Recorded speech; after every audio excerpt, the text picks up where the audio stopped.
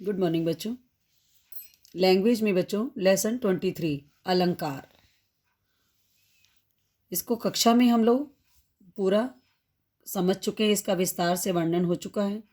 आज आपको इसकी वीडियो भेज रहे हैं। तो बच्चों देखिए, सबसे पहले हम लोगों ने पढ़ा था कि अलंकार का अर्थ क्या होता है। तो अलंकार का शाब्दिक अर्थ होता है बच्चों आभूषण। आभूषण समझते हैं ना, जो कि सजावट के काम आता है, सुशोभित करता है, तो वो क्या हो जाता है अलंकार। जिस प्रकार से आपने देखा है कि स्त्रियों का आभूषण क्या होता है बच्चों, गहना, है ना, तो वो क्या कहलाता है, आभूषण वो भी कहलाता है ना।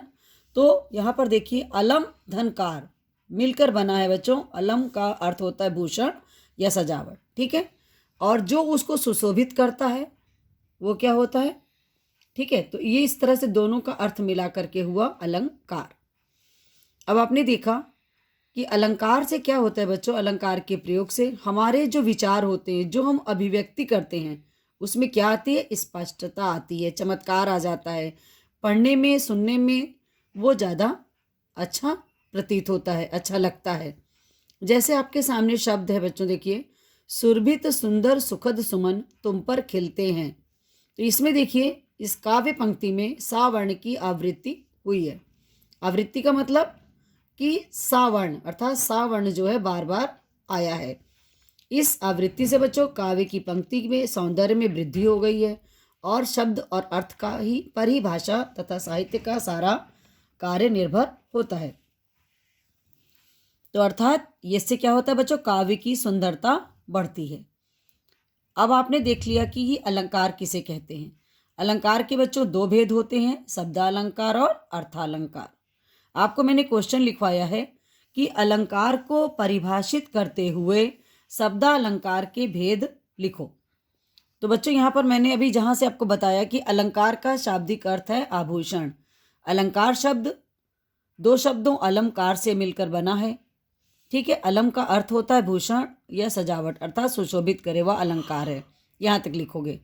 फिर आप लिखोगे कि कई आचार्यों ने काव्य में रस को प्रधानता न देकर अलंकार को मान्यता दी है। उनके अनुसार अलंकारों के प्रयोग से अभिव्यक्ति में स्पष्टता और चमत्कार आ जाता है, ठीक है। फिर आपको लिखना है कि अलंकार के दो भेद होते हैं, शब्दालंकार और अर्थालंकार। आपके पास है इसके पश्चात शब्दालंकार, जो कि तीन होते हैं, अनुप्रास, यमक और श्लेष। आपको केवल इसमें इनके भेदों के नाम लिखने हैं, ठीक है। अब आपके पास है शब्दालंकार किसे कहते हैं। ध्वनि के आधार पर ही शब्दालंकार की सृष्टि होती है। किसी विशेष शब्द प्रयोग के कारण सौंदर्य में वृद्धि होती है, परंतु यदि शब्द को बदल दिया जाए तो उसके स्थान पर उसका पर्याय अर्थात पर्यायवाची शब्द रख दिया जाता है, तो इससे पंक्ति का सौंदर्य समाप्त हो जाता है। सबसे पहले आपने देखा अनुप्रास अलंकार, जहाँ किसी व्यंजन वर्ण की आवृत्ति एक निश्चित क्रम में होती है बच्चों बार बार, तो वहाँ पर कौन सा अलंकार होता है, अनुप्रास अलंकार होता है। उसका उदाहरण है बच्चों तरन तनुजा तट तमाल तरवर बहु छाए। तो इस काव्य में बच्चों ता वर्ण की आवृत्ति बार बार होने से काव्य की पंक्ति में चमत्कार उत्पन्न हो गया है। सेकंड भेद है बच्चों यमक अलंकार। यमक अलंकार में एक शब्द दो या दो से अधिक बार आता है, परंतु क्या होता है, उसका अर्थ हर बार अलग होता है। जैसे कनक कनकते सौगुनी मादकता अधिकाए इह खाए बौराए जग वा पाए बौराए। तो यहाँ पर बच्चों कनक कनक दो बार आया है। एक कनक का अर्थ होता है बच्चों धतूरा और दूसरे कनक का अर्थ होता है सोना। तो कवि के अनुसार बच्चों धतूरा खाकर व्यक्ति पागल हो जाता है, और यदि किसी व्यक्ति को जीवन में अधिक सोना प्राप्त हो जाए तो उसमें भी उन्मत्तता जीवन पर्यंत समाप्त नहीं होती। कवि ने इन शब्दों की आवृत्ति करके बच्चों भिन्न अर्थ में चमत्कार दर्शाया है। नेक्स्ट आपके पास है तीसरा अलंकार श्लेष अलंकार। श्लेष का अर्थ होता है बच्चों चिपकना। श्लेष अलंकार में एक ही शब्द से दो या दो से अधिक अर्थ निकलते हैं, जैसे सुबरन को ढूंढत फिरत कवि व्यभिचारी चोर। तो बच्चों दोहे की उपरोक्त पंक्ति में सुविरन का प्रयोग किया गया है। सुविरन मतलब कवि भी होता है, व्यभिचारी भी होता है और चोर भी। तीनों ही क्या करते हैं बच्चों? ढूंढ रहे हैं किसको? सुविरन के तीन विभिन्न अर्थ हैं, जैसे अच्छे शब्द, अच्छा रंग रूप और स्वर्ण। तो कवि किसको ढूंढेगा बच्चों? अच्छे शब्दों को ढूंढेगा। और जो व्यभिचारी होगा वो रंग रूप देखेगा, और जो चोर होगा वो क्या करेगा? वो स्वर्ण को ढूंढेगा। तो इस तरह से बच्चों इस सुविरन शब्द के यहाँ पर आपको तीन अर्थ बताए गए हैं। नेक्स्ट है बच्चों अर्था अलंकार। अर्था अलंकार का क्वेश्चन है, अर्था अलंकार को स्पष्ट करते हुए इसके भेद लिखो। तो सबसे पहले आप लिखोगे अर्था अलंकार किसे कहते हैं। अर्थ को अलंकृत करने वाले या चमत्कृत करने वाले अर्थ अलंकार कहलाते हैं। इसके पहले आपने शब्द अलंकार पढ़ा, शब्दों का चमत्कार जिसमें होता है, और इसमें क्या होता है बच्चों? अर्थ का। तो अर्थात जहाँ सौंदर्य अथवा चमत्कार विशिष्ट शब्द प्रयोग पर आश्रित नहीं होकर अर्थ की जहाँ पर विशिष्टता होती है वहाँ पर अर्थालंकार होता है। मखमल के झूले पड़े हाथी सा टीला। कवि ने बच्चों बसंत ऋतु की आगमन पर उसकी शोभा तथा सजधज का वर्णन करते हुए महंत की सवारी के साथ काव्य में सौंदर्य तथा चमत्कार उत्पन्न किया है। अब आप देखोगे कि अर्थालंकार के कितने भेद होते हैं? 5, जिसमें पहला उपमा, दूसरा रूपक, तीसरा उत्प्रेक्षा, चौथा अतिशयोक्ति, पांचवा मानवीकरण। तो सबसे पहले देखिए बच्चों उपमा अलंकार।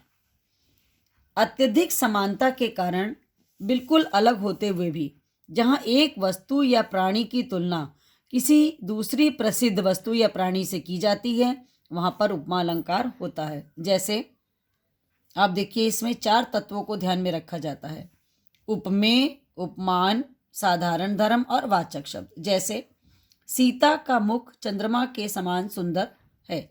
सीता का मुख यहाँ पर क्या है बच्चों? उपमेय। चंद्रमा उपमान। सुंदर क्या है? साधारण धर्म। और वाचक शब्द है समान।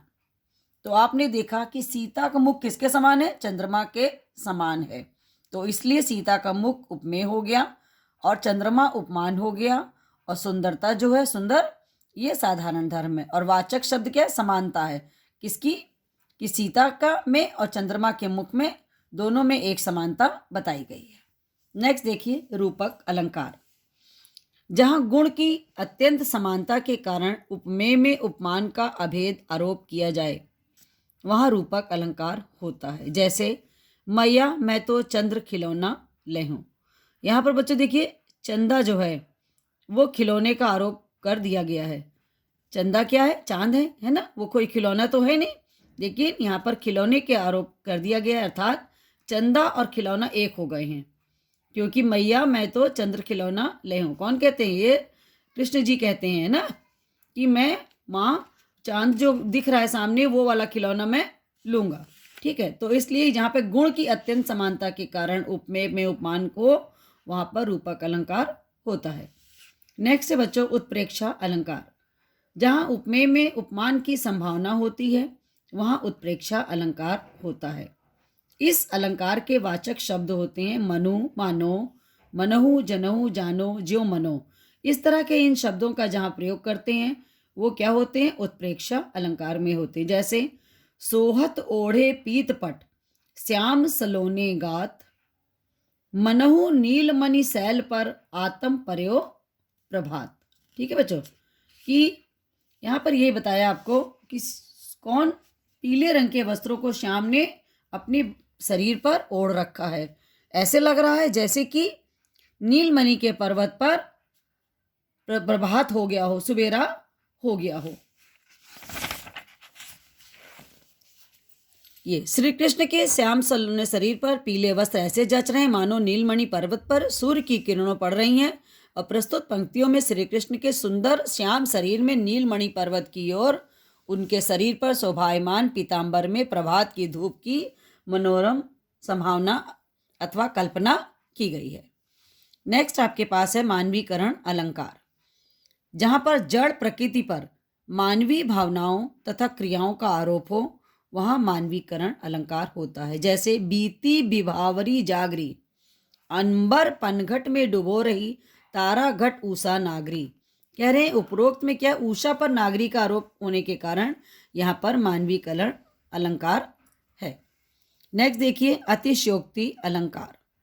काव्य में जहाँ बच्चों किसी भी व्यक्ति या वस्तु का वर्णन अत्यधिक बढ़ा चढ़ाकर किया जाता है वहाँ अतिशयोक्ति अलंकार होती है।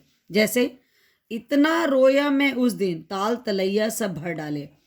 क्या कोई इतना रो सकता है कि ताल तलैया भी भर जाएं? नहीं ना। तो यहाँ पर क्या है? अतिशयोक्ति अलंकार, बहुत अधिक बढ़ा चढ़ाकर बात करना। अब आपके पास है बच्चों प्रमुख अलंकारों में अंतर, जो भी मैंने आपको बताए हैं उसके अकॉर्डिंग मैंने आपसे कहा था कि इनको भी आप पढ़ लेंगे, जिससे कि आपको इनमें क्या डिफरेंस है, क्या अंतर है, वो आपको क्लियर हो जाएगा। नेक्स्ट आइए अभ्यास कार्य, जो मैंने आपको क्लास में भी कराए हैं और होमवर्क में भी दिए हैं, कॉपी पे भी करने के लिए।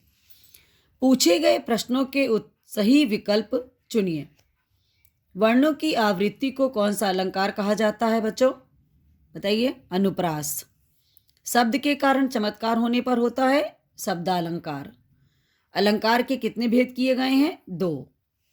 जहां वर्णन बढ़ा चढ़ाकर किया जाए वहां अतिशयोक्ति, जहां उपमेय पर उपमान का आरोप हो रूपक, जब प्रस्तुत में अप्रस्तुत की संभावना की जाए उत्प्रेक्षा।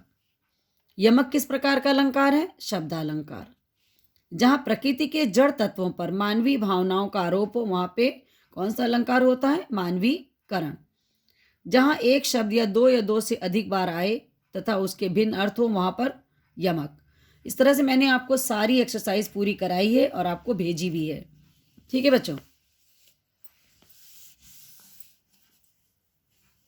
नेक्स्ट आपको मैंने बताया था इसमें निम्नलिखित पंक्तियों में आए अलंकारों के नाम लिखिए। नभ मंडल छाया मरुस्थल सा बांध के अंधड़ आवे चला। तो यहाँ पर बच्चों उपमा अलंकार था। ठीक है। नेक्स्ट में देखिए उपमा है, उसके बाद उपमा और उत्प्रेक्षा यहाँ पर दोनों हैं। नेक्स्ट में अनुप्रास है, 5th वाले में अनुप्रास है, 6 में रूपक है, 7th में उत्प्रेक्षा है, 8th में रूपक है, 9th में अनुप्रास है, 10th में उत्प्रेक्षा है, फिर 11 में अनुप्रास है, लास्ट आपका है उत्प्रेक्षा। इस प्रकार से आपकी ये एक्सरसाइज कंप्लीट हो गई है। इसके साथ ही बच्चों आपका ये लेसन कंप्लीट होता है। धन्यवाद बच्चों।